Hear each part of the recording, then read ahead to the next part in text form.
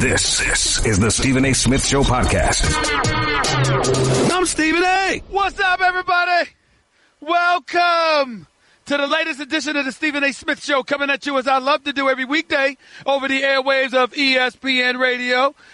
250-plus markets across the United States of America, plus ESPN Radio on Sirius XM, Channel 80, plus simulcast live over the national television airwaves of ESPN News. Number to call up, as always, is 888-SAY-ESPN. That's 888-729-3776. The Stephen A. Smith Show is being brought to you by Discover Card. We treat you like you'd treat you, which is why we think annual fees are just ridiculous. We bet you do, too. To see all the ways Discover is looking out for you, go to discover.com or give us a call at 1-800-DISCOVER.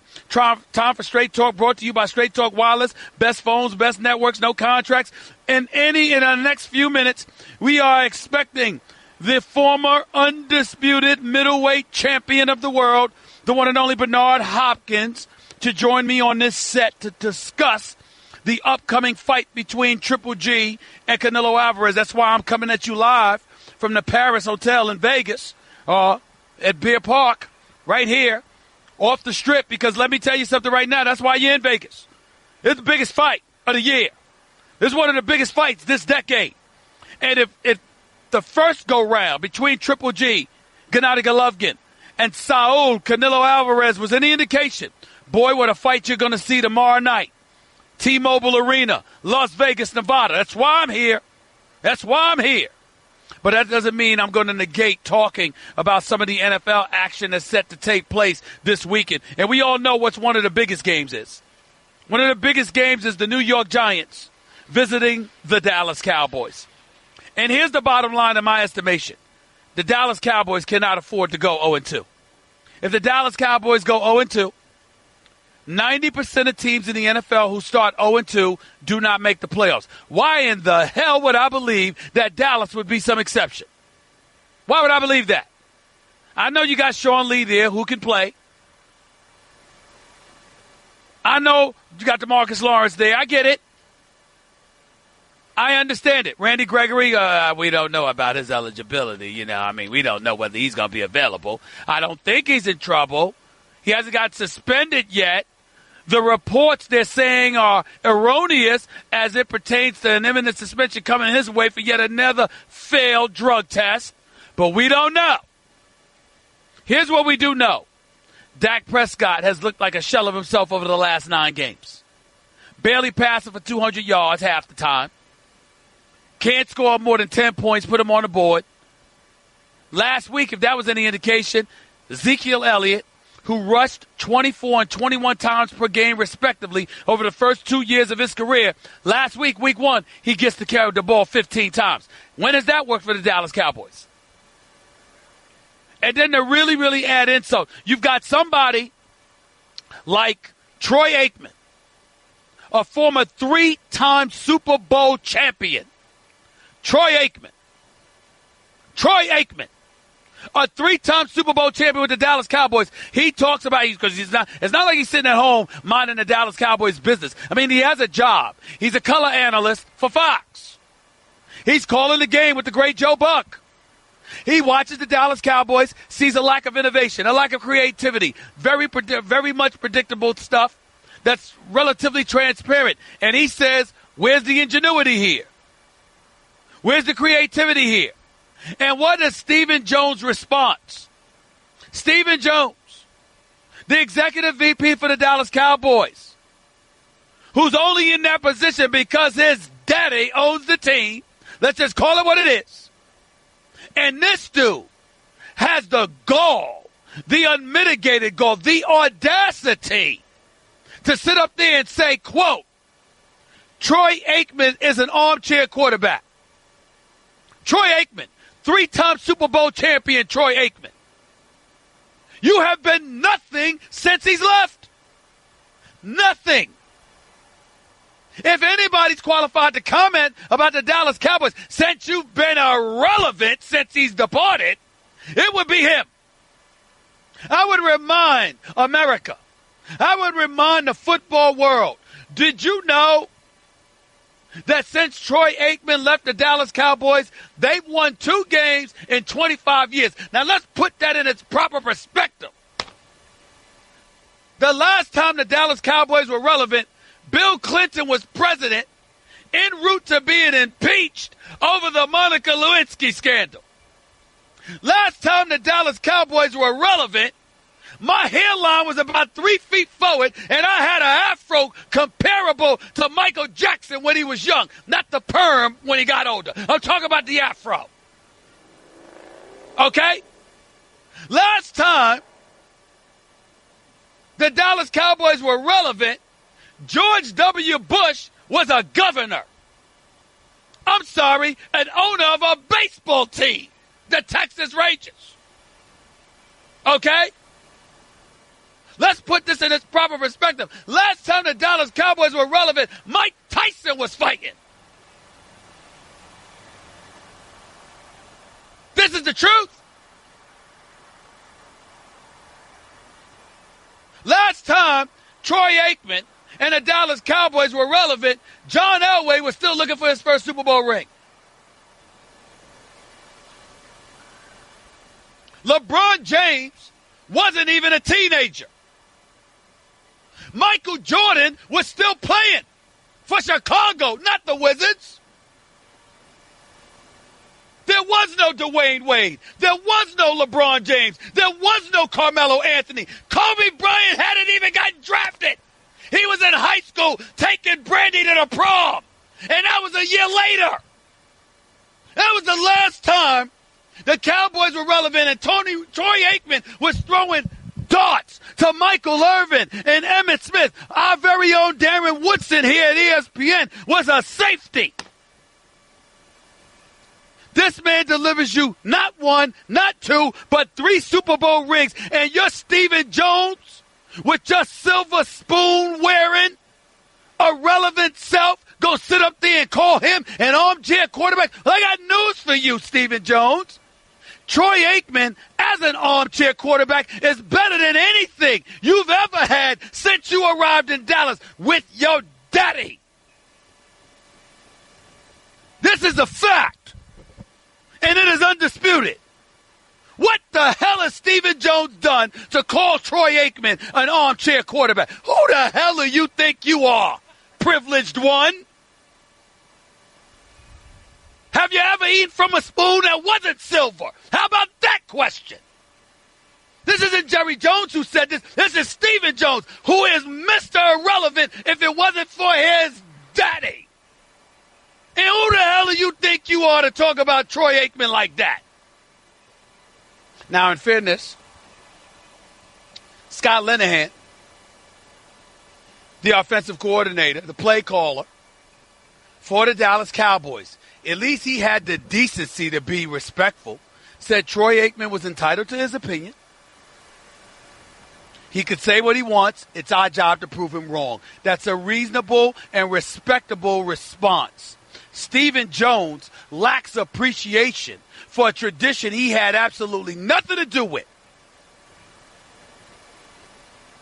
in the Dallas Cowboys with the Troy Aikman, Michael Irvin, Emmitt Smith era.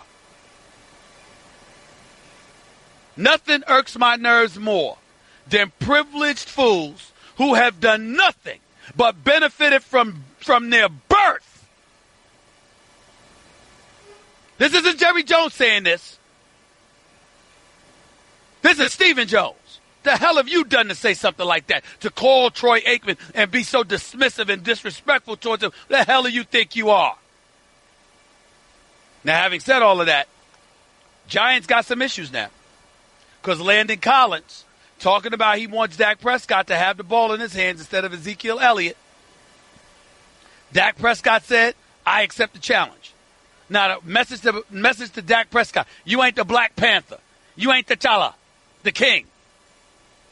You can accept challenges all you want, but at the end of the day, you got to answer the call. And over the last 9 games, you haven't done it. Now, is that his fault? Totally? No.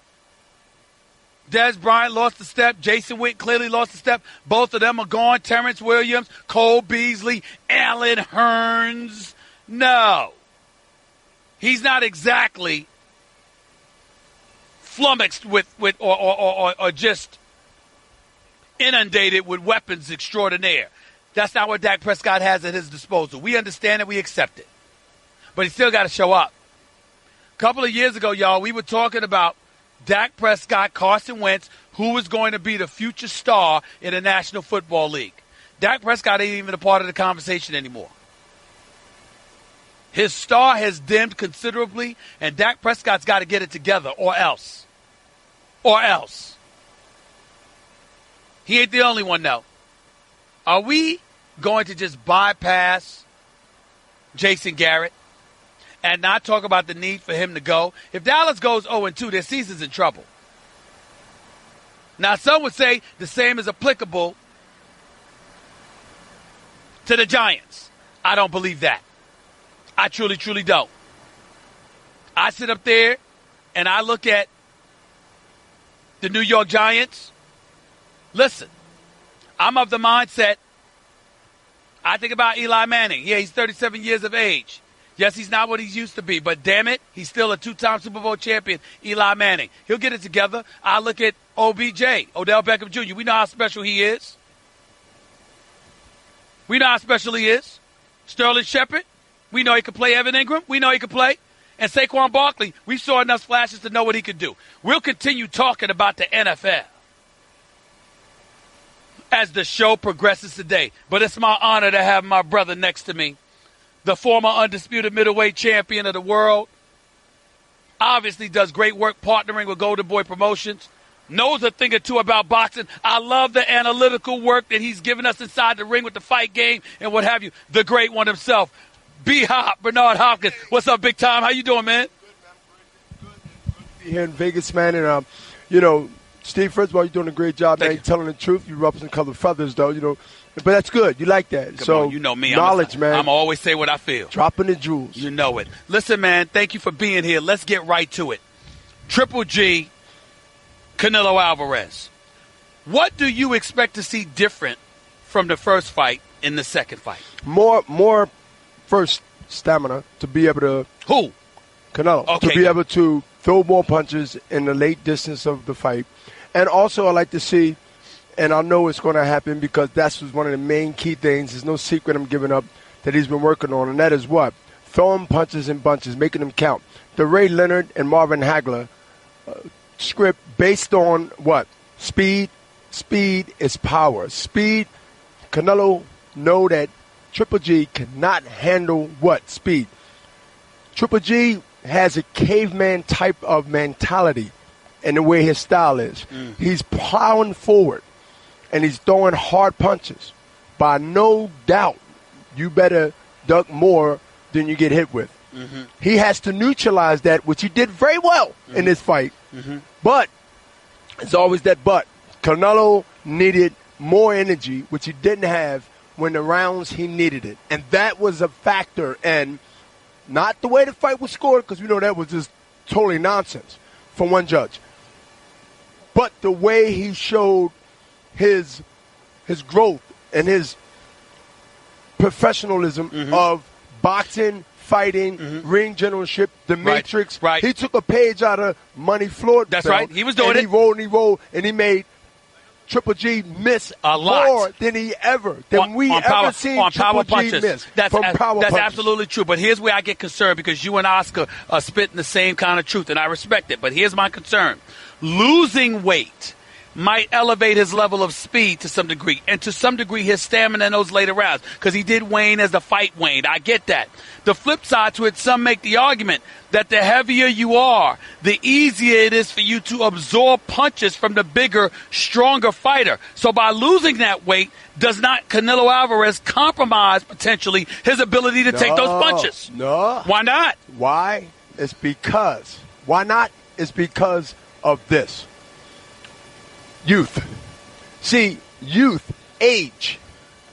Age is something that plays a part in the ingredients of professional, veteran.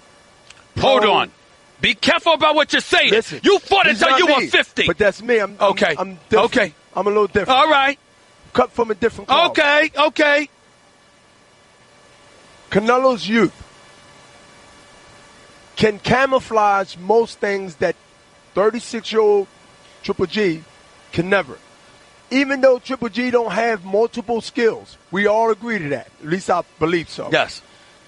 He is only reduced to who he is. A puncher, a mauler, a caveman type of approach to knock you out eventually. Now, he's going to have to, Triple G, have to be what Canelo used to do. And that is what? Before he fought Mayweather, Mexican style. Triple G need Canelo to think that he should be the Mexican tradition fighter. No, we ain't going that way. Are you sure? Canelo will go when he needs to go at the right time. That's not what I'm hearing from Oscar. But listen. That's why this is authentic. This is not what me and Oscar sit down and talk before I got on this show. Okay. Oscar got his opinion. I have my opinion. You might get both. Okay. Hey, you might look around and say, hey, he's doing a little bit what B. Hop said and doing a little bit what Oscar said. If these ingredients are put together at the right time of the fight, and it happens when Canelo needs to show mano a mano that now I got to fight, because there's going to be moments, Steve, where he got to fight. By no means. He's going to have to be able to fight on his terms and box on his terms. Sometimes I listen to y'all, and y'all sound like y'all want to make it sound like Triple G's James Kirkland or something. He's just coming right at you. He's methodical. He only knows one way. He can't do anything else. Here's my thing. I saw Triple G walking through some of the punches he got hit with by Canelo. Does that not concern you? It concerns me every time Triple G throws a punch. What do you mean? Okay. Right? But the reaction I've seen that Canelo, right, showed in that first fight. Okay. And responded with his own combinations, and you see the uppercut that Triple G got hit. He's a counter. He's a counter puncher. He's a counter puncher extraordinaire, and that right uppercut is his weapon. You just said something key. The counter punching. When Triple G, as slow as he is, not only in his hands, but in his walk, his feet, Canelo knows that he's always going to be a Ferrari in front of a Volkswagen. He knows for a fact. Just gave a commercial. I'm looking for invisibles. Go ahead. He knows that he can wait and anticipate Triple G punch and then make him pay for it. Every fighter can't wait for a guy to throw a punch and then capitalize on him. Triple G is slow, and he doesn't react like he used to. Maybe the 36-year-old, and it's more of his style. But he's always dangerous. He's always dangerous, Triple G. Gotta get up. You know how you sound, right? You know how you sound, because I've known you for years, B-Hop. You know how you sound. You sound like you're trying to say Triple G gonna get knocked out. That's what I hear coming out of your mouth. Is that what you're saying? No, he gonna get finesse. Okay. Finesseism. He gonna get that. Finesseism. That's a new one. That's a new one. Go ahead. He's gonna get one of these grade book grades. He's gonna do what you did to Kelly Pavlik? You talking like that? That lesson that you gave, and I love Kelly Pavlik until he went up against you. I got a better one. Is that what you're saying? No, what? Tito Trinidad. Really? Well, he won't get knocked out. But you finished Trinidad. But he won't get knocked out. Triple G will not get knocked out. He'll just get schooled. Trinidad got knocked out in the 12th round because I just thought the scorecards might have been a little different if they read them. Okay. That motivated me to get it out. Okay, got it. But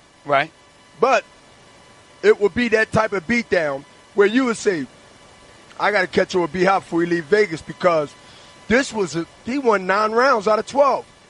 And this where, look, Canelo's going to get out first that he didn't do the first fight. Let Triple G, the puncher, let him try to play catch-up and be in a position he'd never been in before. Let Canelo now get 5 rounds up on him, or 4, maybe 1 or 2, even if it goes in the 7th or 8th round, and let Triple G look for that home run that never comes. So you don't to clear the bases, which is a grand slam if he do it. Okay. But he won't be able to do it. All right, we're talking to the great Bernard Hopkins, former undisputed middleweight champion of the world, right here with Stephen A. on ESPN Radio, ESPN News. Oscar, along with others, swear there's real animosity between these two, that Canelo is highly offended, that Triple G complained, that they blame Triple G and his camp for stalling the first fight. Canelo is saying that Triple G is attacking his character. He's offended by that, and he really, really wants to knock him out. How you sound is Canelo's going to get into the ring. He's going to be smarter than that, and he's not going to put himself in front of Triple G and try to trade with him or anything like that. He's just going to finesse Not him. early. Okay. Not early. Let him spin some bullets. Let him spin some bullets. He's going to shoot. Let him go ahead and get frustrated. Now, see, we got the better all-around fighter. Triple G is a guy that has good and great attributes, but it's less than 5, right? And we know by his knockout ratio what that is. So other than that, he moves slow. He don't have a quick response, especially now, based on the last fight. And a lot of it he might have against somebody else. But against Canelo made him look, even though he might not have been then, but going to make him look old come Saturday on HBO. And you're really convinced it's good for him to have lost weight. Yeah. You really feel that way? Listen, the lighter in this situation, the better. Because muscle gets tired. When you swing and miss and you bulked up, most of the weightlifting guys got 5 seconds before they start breathing, and then the fight's over. They got to grab you and throw you down. Look on the streets. Same thing in high school. Same thing in college. Being big doesn't mean better. And so when you big, yeah, you can absorb some, but when you lean and quick and fast, you got endurance because you're not carrying that big tractor trailer on your back. And the speed never goes nowhere when you're in that weight class, and you still got youth. Back to that youth. You still have youth to bail you out of anything that an older man cannot use as a luxury. I'm going to personalize this and get Canelo Alvarez out of the equation when I ask this next question. This might hurt you.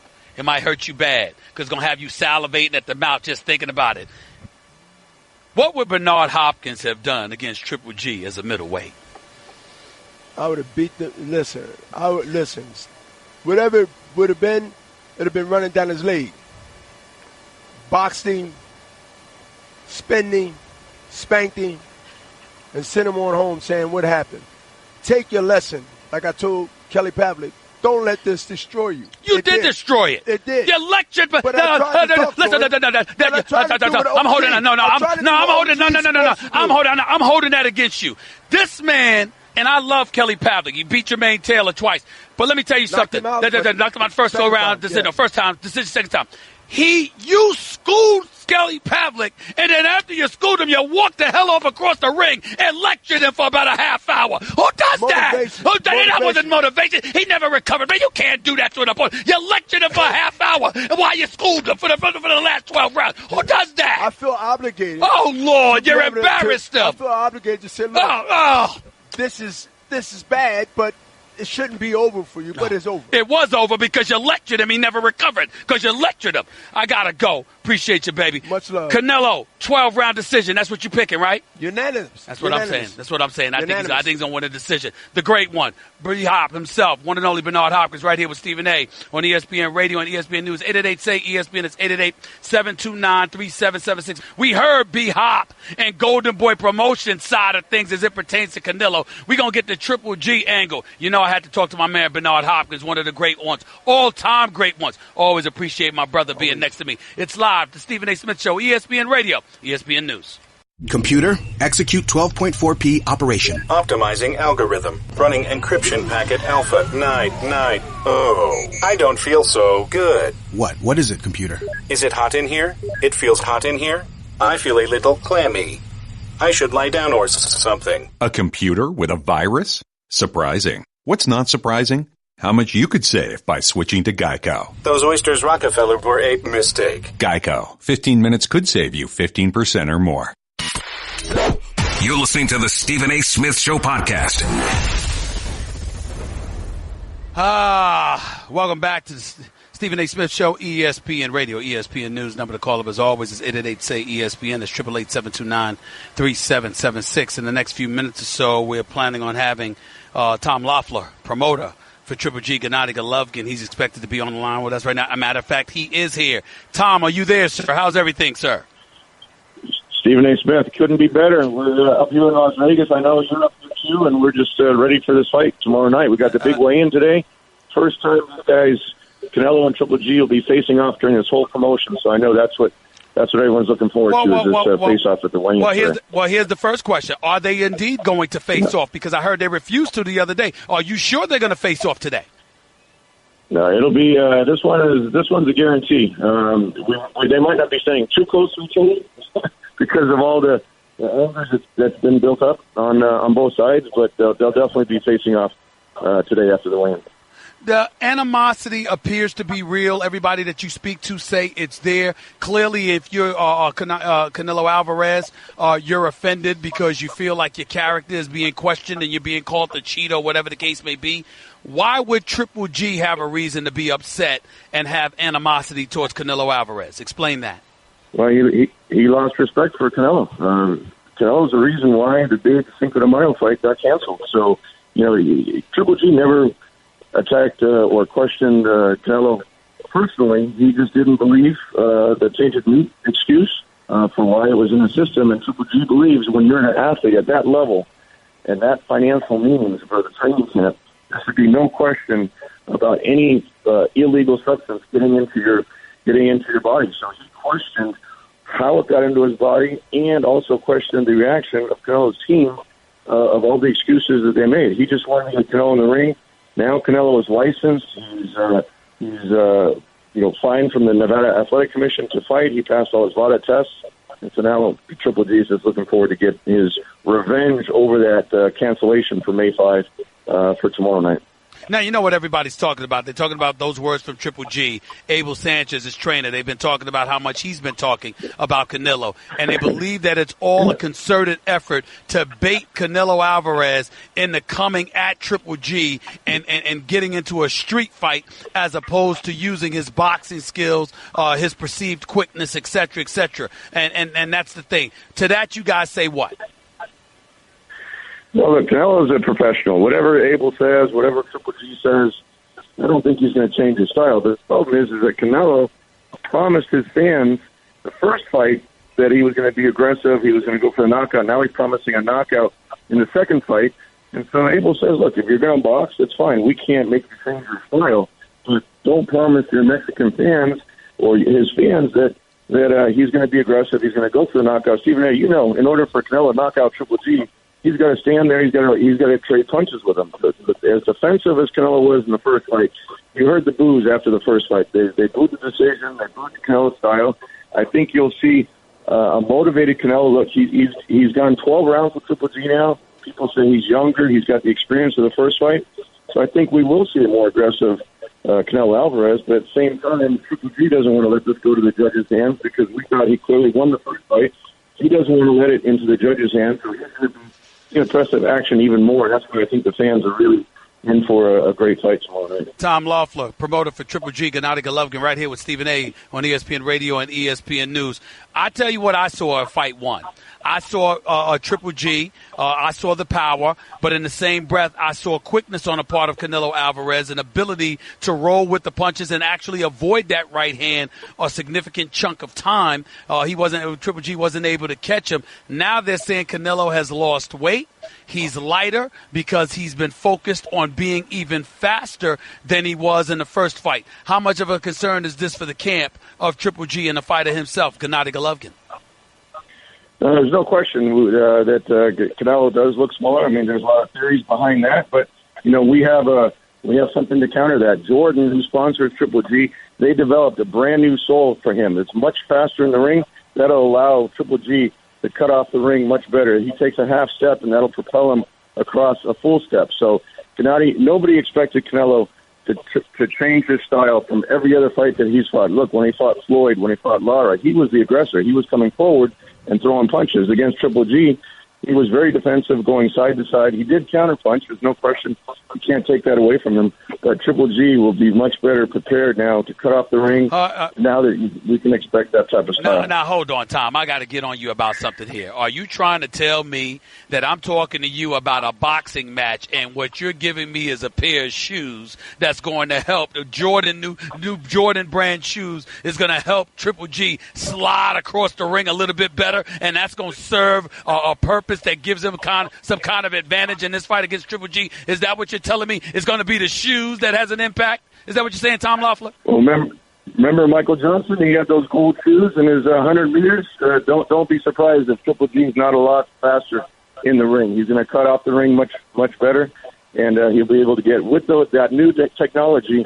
that they designed from Jordan. It's going to actually help them get across the ring a lot better. This is the first in boxing history. I've never heard anybody say the shoes are going to have an impact on a boxing match. I'll give you that, Tom Loeffler. This is the first. Tom Loeffler, the promoter for Triple G, right here with Stephen A. on ESPN Radio and ESPN News. Look, Jim Lampley, the great Jim Lampley, as far as I'm concerned, the preeminent voice in boxing, the greatest since Howard Cosell. He's on my television show First Take this morning, and he talked about how this fight is everything for Triple G. His entire career and everything he's worked for in his life is on the line for this fight. He simply can't lose, or it will devalue everything he has aimed to accomplish in his career. To that, as the promoter of Triple G, you say what?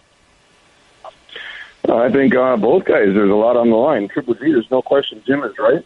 If he wins the fight against Canelo Alvarez, not only will he win the biggest fight right now in the sport of boxing, but he'll break the great Bernard Hopkins record of 20 title defenses. Right now he's tied. There's a lot of people, including myself, that thought Bernard's record would never be broken, at least not in the near future. So there's a huge legacy on the line for Triple G. At the same time, for Canelo, if Canelo wins the fight, he wins Triple G's titles. Now all of a sudden he's considered the best pound-for-pound fighter, or one of the best pound-for-pound fighters in the sport, and he got Triple G's titles that we worked so hard to unify in the middleweight division.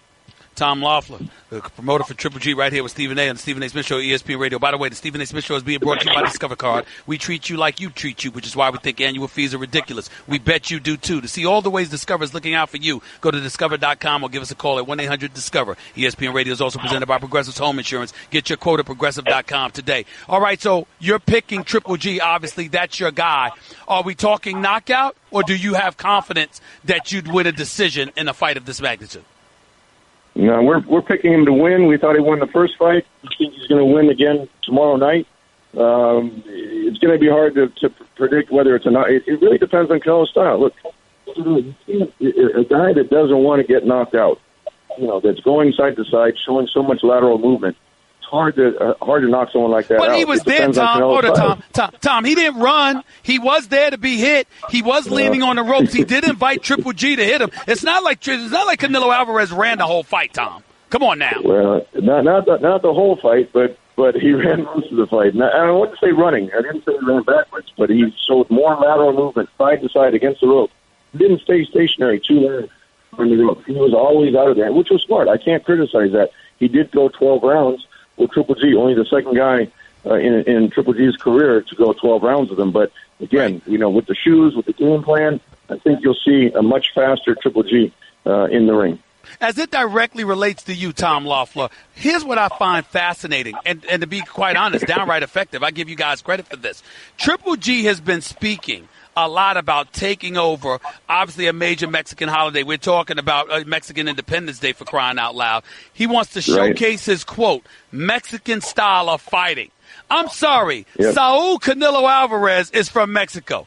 I don't care what kind of love somebody has for Triple G. When it comes to Mexicans, it will never even come close to the love that they have for one of their own in Canelo Alvarez. Why the push to remind everybody of a Mexican-style fight? Explain that kind of logic from a promotional perspective. Well, Canelo Alvarez is the one that reminded everyone before the first fight that he was the only real Mexican in the ring. Nobody's debating that. But Triple G was the one that was fighting the Mexican style. Triple G's trainer, Abel Sanchez, we were in the studio before, that he trained Triple G to be very aggressive, to come forward, to trained him in the style of the great Julio Cesar Chavez Sr. that, cut off the ring effectively, did the body shots. So Triple G has the Mexican style, and don't be surprised, you're going to see a lot of Mexican fans, just like we saw in L.A. at the open workout. A lot of Mexican fans with the Triple G hats because they appreciate his style. They appreciate Abel Sanchez, who was born in Mexico, as his trainer. And you're going to see not only Mexican fans, but a lot of fans for Triple G. You're going to see, I think, the tide turning after the last decision, which a lot of people criticized and didn't support, and also with Canelo's style, and also with the suspension. Triple G has gained a lot more fans since a year ago when they first fought the first time. Tom Loeffler, promoter for Gennady Golovkin. Triple G right here with Stephen A. on ESPN Radio and ESPN News. Tom, appreciate it, buddy. Looking forward to seeing you throughout the week, and I will. I appreciate that, Stephen A. We're looking forward to seeing you in the studios out in New York. You will see me. Thanks a lot, buddy. You take care of yourself. Tom right. Loeffler, Okay, the bye-bye. promoter extraordinaire for Triple G, right here with Stephen A. on ESPN Radio. 888-SAY-ESPN is always the number to call up. That's 888-729-3776. A lot of good answers on this part. We'll see how effective it is. I give him credit. I've never once in my life, in my journalistic career, heard somebody credit the shoes. The shoes is going to make the difference. He's going to slide across the ring. You know what I'm saying? Gliding across the ring. That's what Triple G is going to do. It's going to enable him to cut off the ring even better than he did in the first fight. The shoes, the new Jordan brand shoes. I mean, shoot, maybe I need to talk to Michael Jordan about that. He's that damn creative. I mean, yeah, I can make a hell of a lot of boxes better. Maybe we need to talk about it. We got to see that Saturday night. 888-SAY-ESPN. That's 888-729-3776. By the way, do you have frequent heartburn, like the kind where you have an acid stashed everywhere in case it pops up? You know what I mean. You keep some in your bag or your desk or your car or your nightstand. You have those chalky tablets ready for whenever and wherever heartburn strikes. Well, listen up. There's an easier way to deal with your heartburn. That's Prilosec OTC. Just one pill a day will last a full 24 hours with zero heartburn. Kick your antacid habit. It's possible with Prilosec OTC. Use as directed for 14 days to treat frequent heartburn, not for immediate relief. 888-SAY-ESPN is the number to call. We'll get to your calls and more before we have on our very own Louis Riddick to start off hour number 2 about week 2 of the NFL season. Stick around. Don't touch that dial. You're listening live to the Stephen A. Smith Show, ESPN Radio, simulcast live over the national television airwaves of ESPN News.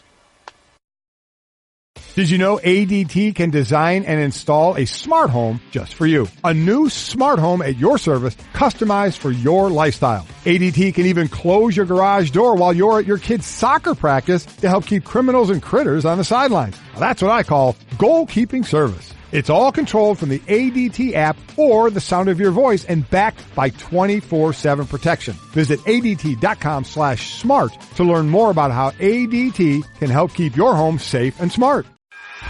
Guess what? You're in the middle of the Stephen A. Smith Show podcast. Damn it, I mean it! ESPN Radio is presented by Progressive Insurance. With more than 30 unique coverage options available, Progressive knows small business. Learn more at ProgressiveCommercial.com. Plus, tune in this Sunday as Manny Machado and the Dodgers visit the Cardinals, presented by Firestone. Coverage of Sunday Night Baseball begins at 7 p.m. Eastern on ESPN Radio, ESPNRadio.com, and the ESPN app, and at 8 p.m. on ESPN and the Watch ESPN app. Gene, you're live with Stephen A. on ESPN Radio. Real quick, Gene, go ahead. Stephen A., my man, how you doing? I'm doing great. You only got a minute. Go ahead, buddy. Okay, much respect for you, brother. I appreciate you. I'm a Cowboys fan. I know they hate that, but I have much respect for you. Appreciate everything you do. First of all, my question is, has Bernard Hopkins lost his damn mind thinking Canelo is going to win this fight by unanimous decision?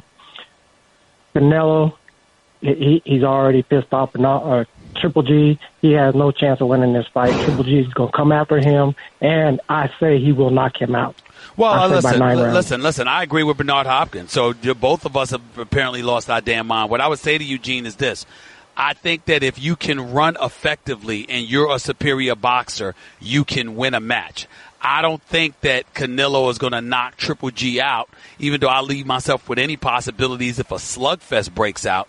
The problem is I don't think that that's what Canelo is going to do. I think that Canelo has lost weight because he wants to be quicker, he wants to be more mobile, and he wants to be able to move for those 12 rounds and win a decision. That's what I see. Louis Riddick up next to start off hour number 2 with Stephen A. on ESPN Radio and ESPN News. That's just a sample of what you'll hear on the Stephen A. Smith Show. Weekdays at 1 p.m. Eastern on ESPN Radio and the ESPN app. Guess what? You're in the middle of the Stephen A. Smith Show podcast. Damn it, I mean it!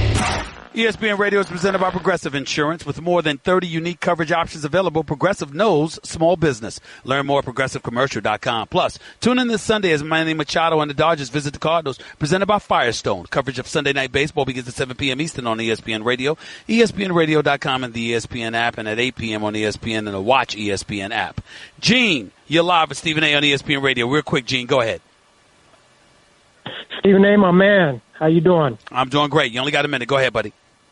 Okay, much respect for you, brother. I appreciate you. I'm a Cowboys fan. I know they hate that, but I have much respect for you. Appreciate everything you do. First of all, my question is, has Bernard Hopkins lost his damn mind thinking Canelo is going to win this fight by unanimous decision? Canelo, he's already pissed off Triple G. He has no chance of winning this fight. Triple G is going to come after him, and I say he will knock him out. Well, listen. I agree with Bernard Hopkins. So both of us have apparently lost our damn mind. What I would say to Eugene is this. I think that if you can run effectively and you're a superior boxer, you can win a match. I don't think that Canelo is going to knock Triple G out, even though I leave myself with any possibilities if a slugfest breaks out. The problem is I don't think that that's what Canelo is going to do. I think that Canelo has lost weight because he wants to be quicker, he wants to be more mobile, and he wants to be able to move for those 12 rounds and win a decision. That's what I see. Louis Riddick up next to start off hour number 2 with Stephen A. on ESPN Radio and ESPN News. That's just a sample of what you'll hear on the Stephen A. Smith Show.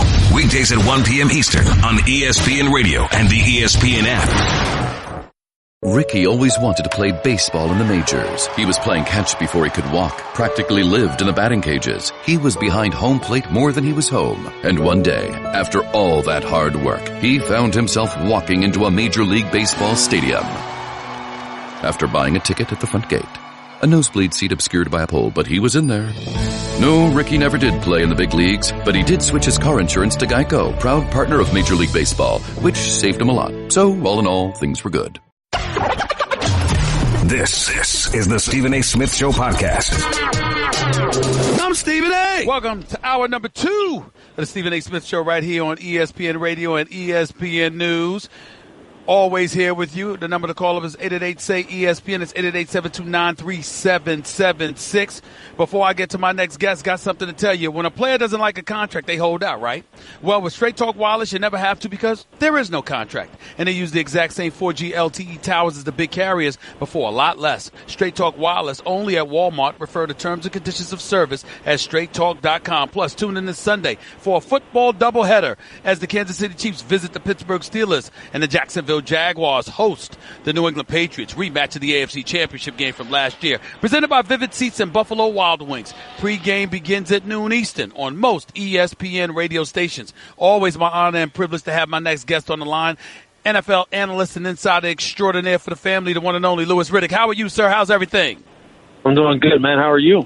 I'm doing well. I mean, listen, first things first, I want to apologize because I know it hurt your feelings that you had to be put in a position where you're jealous because I'm out in the sunshine on the Las Vegas Strip getting set for the big fight tomorrow night between Triple G and Canelo, and you're back in New York. I'm sorry, Louis. My apologies, bro. Yeah, man. You guys look like you were having a good time out there. I mean, nice and casual, sun shining. You know, you can tell there's like lots of lights and lots of drama and action. Right. Yeah, you got a good life, Stephen A. You got a good life. At least for this weekend, Louis. At least for this weekend. Yeah. Well, let's get right to this. First things first. Aaron Rodgers, would you play him? Would you play him? No, I wouldn't. If it was up to me, totally. Only because, look, you're in game number 2. All right. You have 15 more to go. If he missed this one, you have 14 more. All right. If we're talking about something that's really just maybe he would be able to protect himself after maybe one more week of rest, then I think I would be willing to not necessarily sacrifice his game because you can't sacrifice any games in the NFL. And one of the things that irritates me more than anything else is when people say the NFL is a long season. Well, it is, but it isn't. You only got 16 shots really to try and get to the tournament after that or the second season, whatever you want to call the playoffs. But so every game is important. But this is a guy who you know that your fortunes ride on in an inordinate amount, probably much more so than any other player in the NFL as far as their importance to the football team. And if he can't protect himself and you're putting him out there risking not just re-injuring the knee, but maybe re-injuring who knows what, considering how Minnesota rushed the passer, I just wouldn't put him out there no matter how much he wanted to play, no matter how much I knew that our chances to win the football game would suffer with him not being there. I just wouldn't put him out there. So based on what we know and how sore he sounds, or it appears that he's going to be going into this game and how limited his mobility may be, I would just try. I would strongly suggest that he doesn't play if that was something I was in position to do. Louis Riddick right here with Stephen A. on ESPN Radio and ESPN News. By the way, Louis, stay still because when you move, it was a little garbled, but ultimately you were clear and everybody heard what you had to say. Let's talk about the Minnesota Vikings while we're on the subject of this particular game. I know they're Super Bowl contenders. I know their defense is big time, even though they didn't look that way for the last 6 quarters of their playoffs, first against obviously New Orleans and then obviously against the Philadelphia Eagles in the NFC Championship game. Your thoughts about this year's Minnesota Vikings with Kirk Cousins at the helm? I'm of the mindset that there's more pressure on Kirk Cousins than there would ever be on Aaron Rodgers to produce in a game like this, even this early in the season, because we all know what Aaron Rodgers can do and what he has done. With Kirk Cousins, the jury is still out. Your thoughts about that? Yeah, I agree with you 100% on that as well, because of the fact that last year when they didn't make it to the Super Bowl, despite the fact that it really wasn't quarterback play in the NFC Championship game that kept them out of it, although, Case Keenum had a couple turnovers in that football game, and you could argue them either way whether they were his fault or not. The fact of the matter is the defense is what really let them down, I believe, in the playoff run overall, in that game in particular. And it was well known in the offseason that they were signing Kirk Cousins. They thought he was the difference.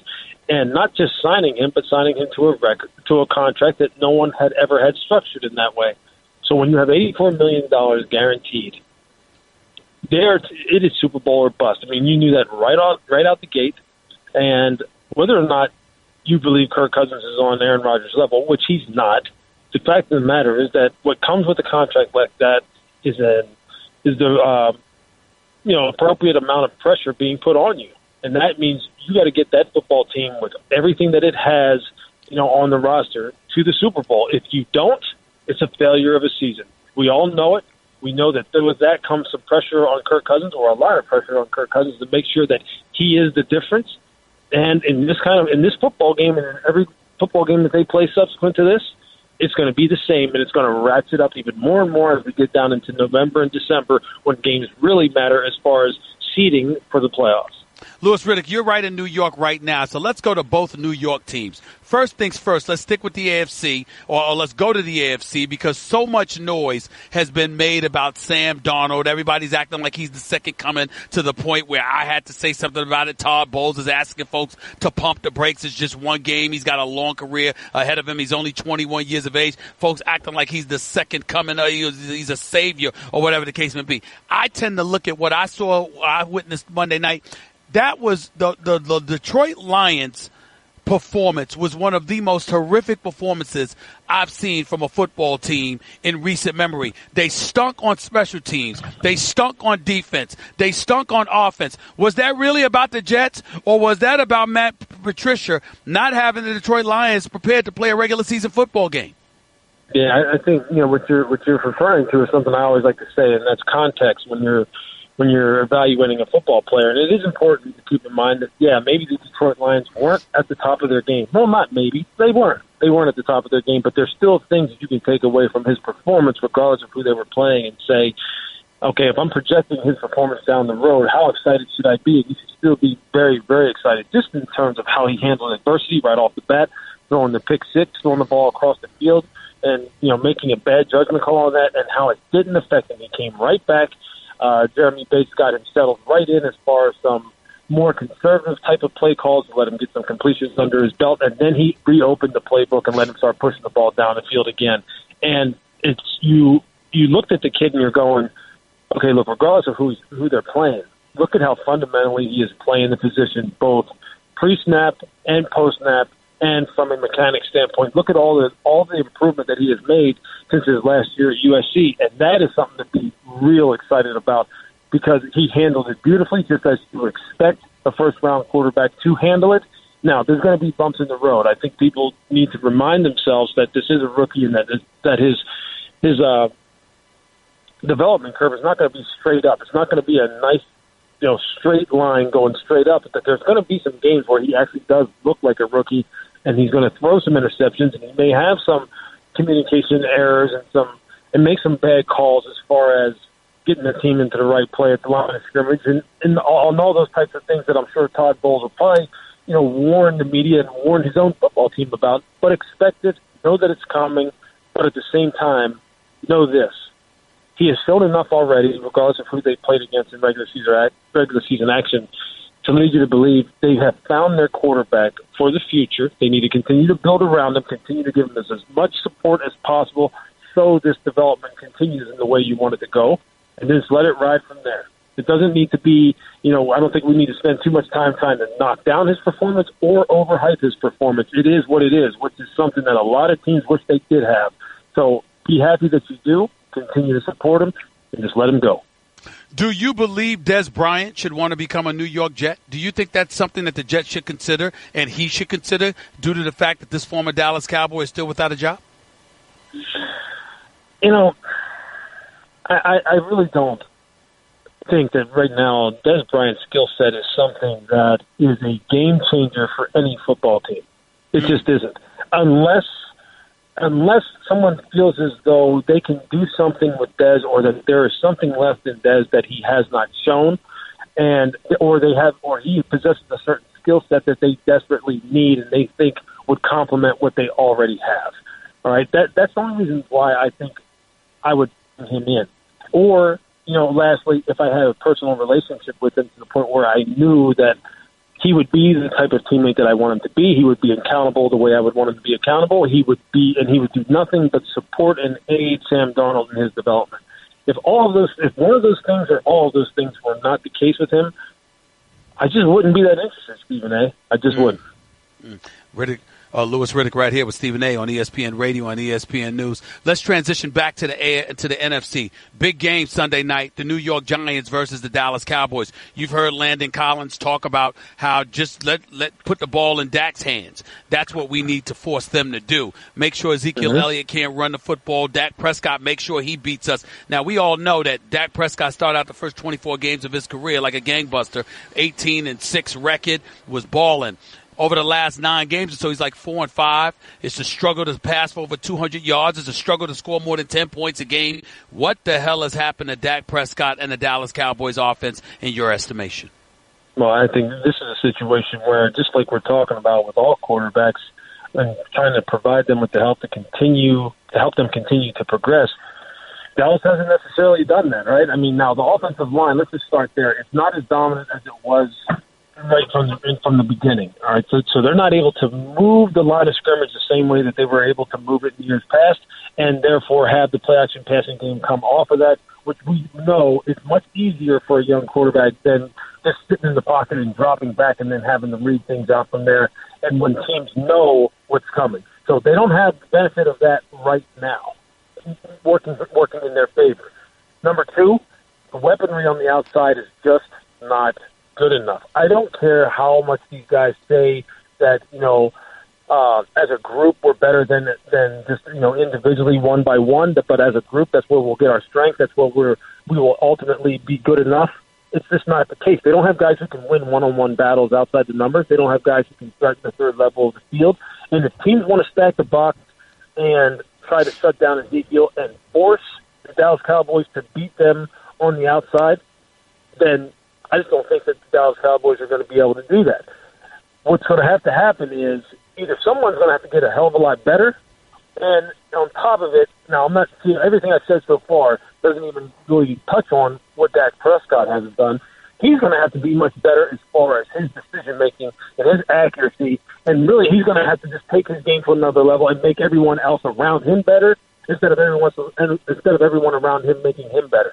I just don't know if he has that in him. We don't know yet. The jury is still out whether or not he has that kind of ability. But I'll tell you this, he has a tough road right now to navigate because things aren't stacked in his favor the way ideally you would want them to. And I don't know if the Dallas Cowboys mismanaged that or miscalculated that, but all indications are they should have gotten him much better weaponry on the perimeter than what they did.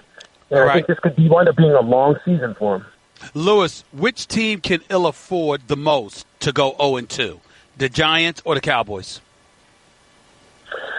Well, you know what? I want to say the Giants because I think expectations are higher for them in the first place. They expected with the drafting of Saquon Barkley that they were going to be able to play complementary football and be in contention there in the NFC East. So I think it's imperative that they get a win under their belt.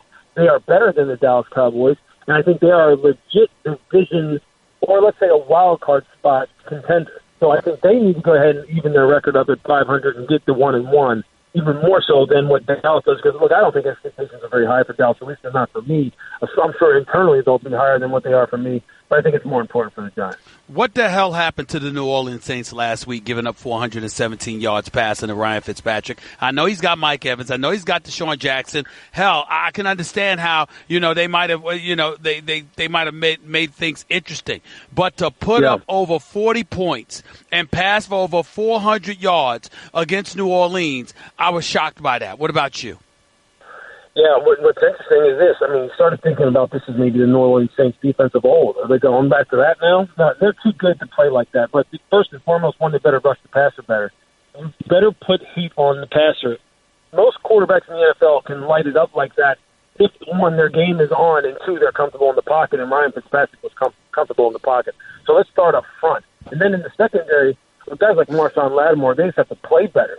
These are guys who last year were lights out pretty much. These are guys last year who were turning over the football and making big plays down the field. They had nothing for Mike or for Deshaun.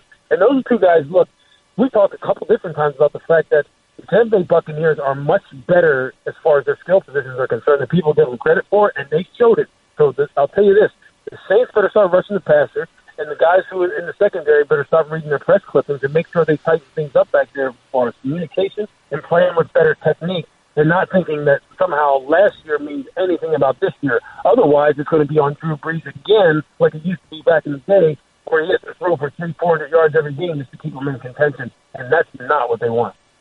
Louis Riddick right here with Stephen A. on ESPN Radio and ESPN News. Going back to the AFC, I saw the Houston Texans lose to the New England Patriots last week. It's hard to hold against Deshaun Watson or anybody else for that matter for losing to Tom Brady and the New England Patriots. But we did expect to see at least a better showing from them. J.J. Watt returned. You still got him with Jadeveon Clowney on the defensive side of the ball. Offensively, Deshaun Watson. You got DeAndre Hopkins. Yet we didn't see anything close to what we expected to see in week one against New England. Were you alarmed by that, or was it relatively predictable for you?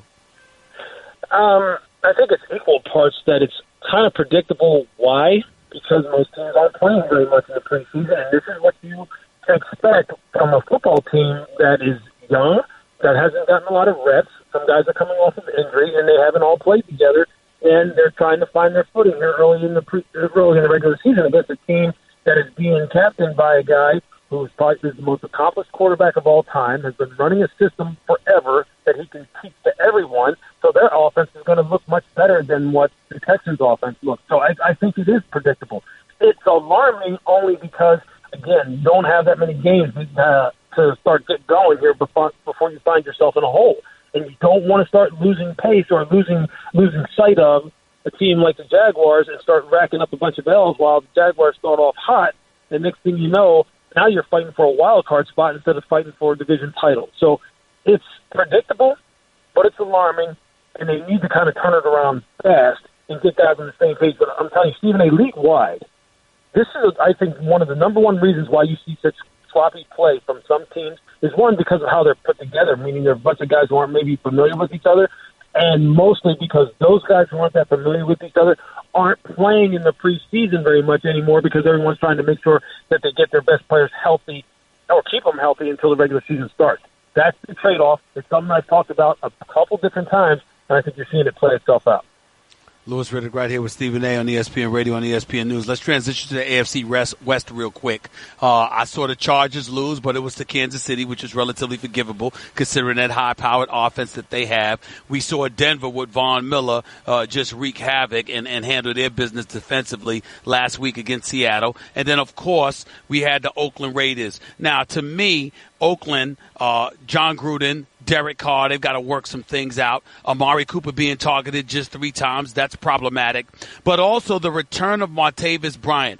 I understand it from a business perspective. Had you not cut him, then you'd be obligated to guarantee those dollars for a full year by letting him go and then bringing him back. The team is in control, not him. I get it.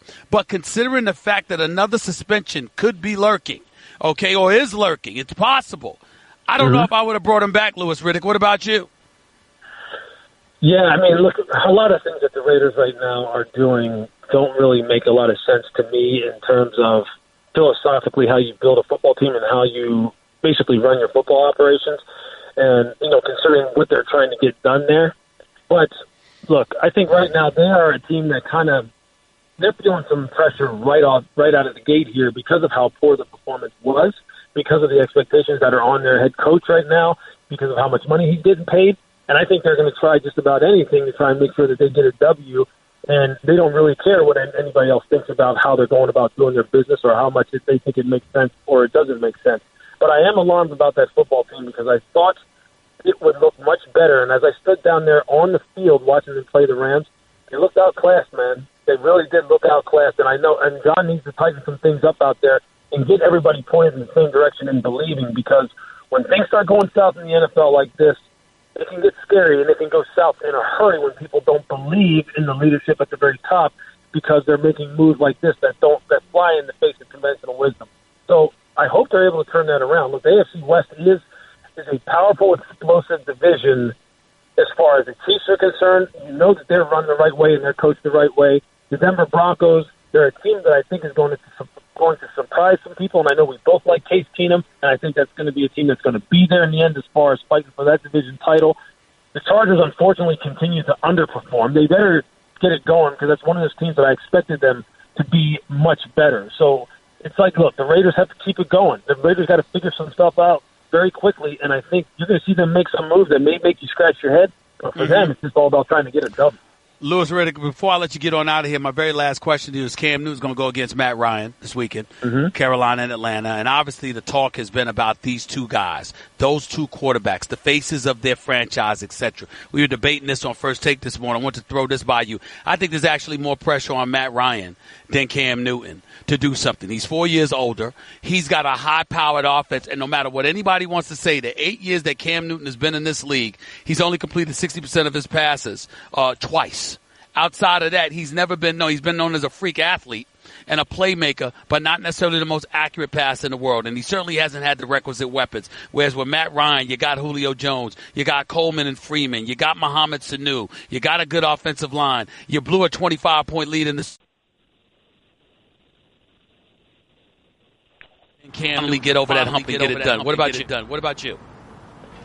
Yeah, I think the pressure definitely is on Matt Ryan. There's no question about it. Because of the fact that he's paid the way he's paid as a top-tier quarterback, he's been to the Super Bowl and had a Super Bowl trophy basically in his hand, so to speak, as a team anyway, and they let it slip by. And he does have some of the weaponry that he does, which is, I think, if you took it and maybe put it on the same team as Cam, people would sit there and obviously project, well, Cam would be much better. Cam's completion percentage would ramp up dramatically if he had the same kind of weaponry that Matt has. So, yeah, I agree that the pressure is on him. It's been on him since he came out of Boston College.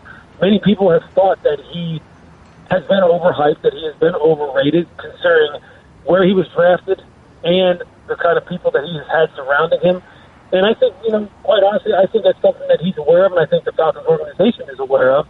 And considering how strong this football team is and what the expectations were coming into this season, for them to go ahead and then still struggle specifically in the red area, which is something that they've tried to address for years now, I think that's just throwing even more gasoline onto the fire as far as expectations for him. So it's a big, big game for him. The pressure is always going to be on Cam Newton. People are always going to be trying to pull Cam Newton down. They've been trying to do it his entire career. I don't think he feels any more pressure this year than he has in any past year. Right. Because I don't think, quite honestly, people expect as much of him as people expect of Matt Ryan, as weird as that may seem. So, yeah, the pressure's on number 2 for the Falcons, all right, no doubt. Louis Riddick, always appreciate you, man. Thanks so much for taking time out of your busy schedule. I'll talk to you soon. Who you picking, Triple G or Canelo? I'm going to go with Canelo only because my man just looks bad. He looks like he's rocked up and ready to roll. So I'm going to pick him.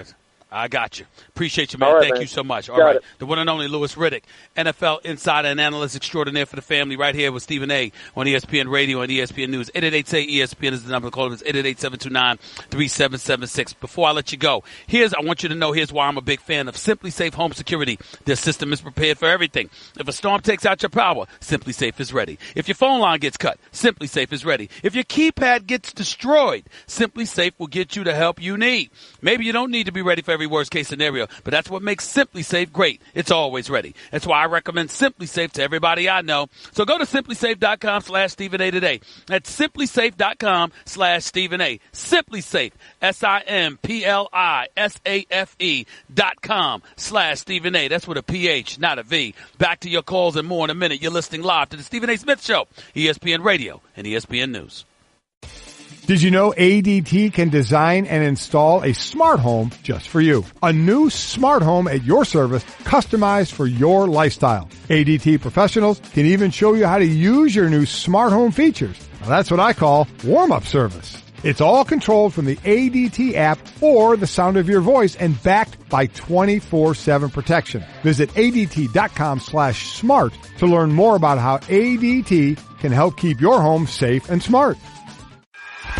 Guess what? You're in the middle of the Stephen A. Smith Show podcast. Damn it, I mean it! Let's get back to the phones real quick before we get on out of here for the day. Let's go. Who is this? Lynn, you're live with Stephen A. Talk to me, man. Hey, what's going on? Stephen A? How are you, sir? Go ahead, man. I'm doing good. Just trying to ride out this hurricane. I pray all the best to you and everybody in the eye of that hurricane. My best wishes to all of you. Please be safe. Oh yeah, it is getting bad. It's not good. But right. My first thing, I got a couple things real quick. First thing is, why are we talking about the Giants and the Cowboys week 2 like this is a Super Bowl? Who cares? I do not care. The best game is going to be the game of the weekend is going to be the Eagles and the Buccaneers, and I am on the Carlton bandwagon with the Buccaneers with Ryan Fitzpatrick. Well, let's find out. Let's find out. He was going against the Saints defense. That ain't the Eagles defense. Well, you know what? The Eagles defense can bend, but they don't break. And by the way, just for the record, so you know, I got Atlanta beating Carolina. I think that's a big game. I've got Philadelphia beating Tampa Bay. I've got the Patriots beating the Jaguars. I've got Pittsburgh beating Kansas City. And I've got, if Aaron Rodgers plays, Green Bay beating Minnesota. Okay, well, Stephen A., first off, let me say this. And I've been a Pittsburgh Steelers fan for years, just like you. I remember Steel Curtain and all that good stuff. But, bruh, give it up. They are done this year. It's a wrap. I'm disgusted with them. I'm disgusted with them, but I'm not jumping off the bandwagon just yet. Well, real quick, again, I honestly believe, now correct me if I'm wrong, didn't Triple G and Canelo, number 1, wasn't that a catch weight? Was it a catch weight or was it? They both met at 160. Okay, so this is Triple G's normal weight is 160, right? Correct. Okay. That's his normal fighting weight, yes. I think Triple G will take him out in 7. TKO by 7. All right. Appreciate the call, man. Thank you so much. By the way, speaking of Triple G and Canelo, the rematch everyone has been waiting for is finally here. We're coming to you today live from Vegas with tomorrow night at T-Mobile Arena. Canelo Alvarez and Triple G Gennady Golovkin will settle their score in a battle for the middleweight world championship. This time the fighters are determined not to leave the outcome in the judges' hands, with both looking to end it with a knockout punch. Don't miss Canelo versus Triple G 2 tomorrow night, 8 p.m. Eastern, 5 p.m. Pacific, live on pay-per-view. Just want to make sure I got that in there. Let's go to Mike. You're live with Stephen A. What's up? Mike, Stephen, what's the deal? Go ahead, buddy. I'm here. Stephen, can you hear me? Yeah. Yes, I can. Stephen, I wanted to tell you, Jamie Munguia, I mentioned to you before, he's on the undercard. So I want you to give him a look. He's fighting a guy named Brandon Cook. I don't know too much about Brandon Cook. He's like 20 or 113 knockouts. So it may be a little bit of a test, but okay. Now, did I hear the promoter say that he's going to have, meaning Triple G, is going to have footwear that's going to make him slide and be free of foot in the ring? Exactly what he said. Exactly what he said. Kidding me? These Michael Jordan shoes that's going to make him slide across the ring, and what would usually take 2 steps is only going to take him 1 to cut off the ring. I said that's ridiculous. Yeah, it is ridiculous. My man, what are you going to be doing? Moonwalking and camel walking in the ring? That's what I said. Right, I hear you. You need traction, number 1. Let me say this. Triple G can't do nothing different than what he did in the last fight. I do like Canelo by decision. But I personally was disappointed by the first fight based on their resumes. I thought they was going to come in and swing for the fences. So I hope they really bring it this fight like Canelo. I thought it was a damn good fight, and I thought Canelo fought smart. I didn't think he run. I thought he was looking to counter and tried to on many occasions and caught Triple G with a lot of uppercuts. Triple G just walked right through it. But I got to go. I appreciate the call, man. Thank you so much. Ray, real quick, you're live with Stephen A. Real quick, Ray, go ahead. No, this is Zay. Go ahead, buddy. You're live on air. Go ahead. Okay, I was just checking on you, about the Browns and the Saints, and then I want the matchup against Jalen Ramsey and Rob Gronkowski. Well, listen, the Saints, let's see what they do. First of all, they're playing Cleveland. So as far as I'm concerned, it's damn near a bye week. If it wasn't Pittsburgh, it would. I mean, listen, I don't know what the hell was wrong with Pittsburgh last week, but I will tell you this: the New Orleans Saints with that high-powered offense going up against Cleveland that struggles to score, I'm easily picking New Orleans to win this game this week. Outside of that, Jalen Ramsey can make all the noise he wants, and he definitely has the qualifications to back it up against any individual talent on the offensive side of the ball, including Gronk. Here's the problem. Belichick's scheme and Tom Brady reading defenses and running plays and throwing that football. I don't know if Jalen Ramsey has enough to overcome all of that. That's it. I got to get on out of here. It's